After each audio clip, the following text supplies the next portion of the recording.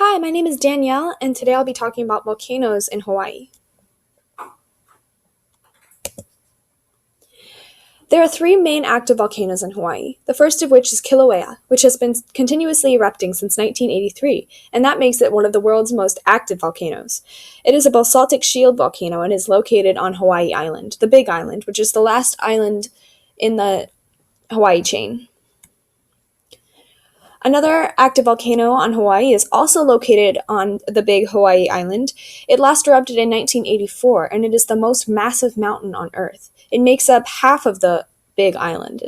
It is massive in the way, wide, not tall, but it is huge. The third active volcano in Hawaii is Loihi, which is an underwater seamount off the southern coast of Hawaii Island. It's been erupting since 1996, and it is estimated to maybe break the surface in about 250,000 years. You can see on the map in the bottom right corner of this slide where it's located relative to the Big Island. Hawaiian basaltic lava is composed of 50% silica, 10% each of iron, magnesium, and calcium, 15% aluminum, 2% titanium, and 2% sodium. The central vent eruptions at Kilauea produce fountains of lava that are mostly contained of tholeite, which is the most common type of basaltic lava found here. Sometimes you might be able to find lava that has different silica contents, but tholeite is the most common. Hawaii is a hotspot, which is how we explain the volcanic activity here.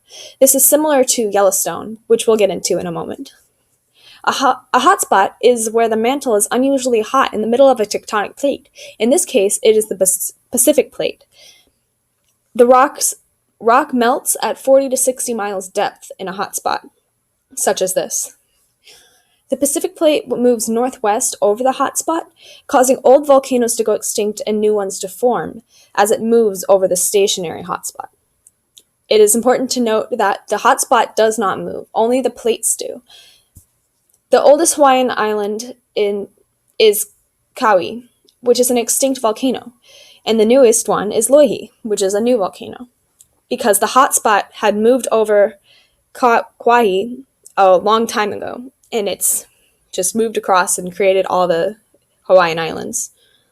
The hotspot at Yellowstone is different because it is not under the seafloor as it is in Hawaii. But you can see in these images how hotspots might create sort of the similar volcanic activity, such as the geysers and the small eruptions at Kilauea. In the right, you see Old Faithful, which is one of the most famous geysers at Yellowstone National Park. Some other similarities to Yellowstone. The hotspots in Yellowstone create really hot springs, almost boiling water temperature, or more than boiling water most of the time. It's usually not the right temperature for a human to be able to sit in it, so it's kind of, it's a hazard in that way. And so are the geysers, because they're hot water as well. And obviously the lava at Kilauea is a human hazard, so both of these places can be dangerous, even though they are safe if you observe from a distance. And both are obviously created and maintained in the same way, by a hotspot. Yellowstone was also created because the North American plate moved over the hotspot in the middle of the mantle. The Hawaiian Emperor Seamount Chain is a seamount chain that is underwater, and it stretches across the entire Pacific Ocean.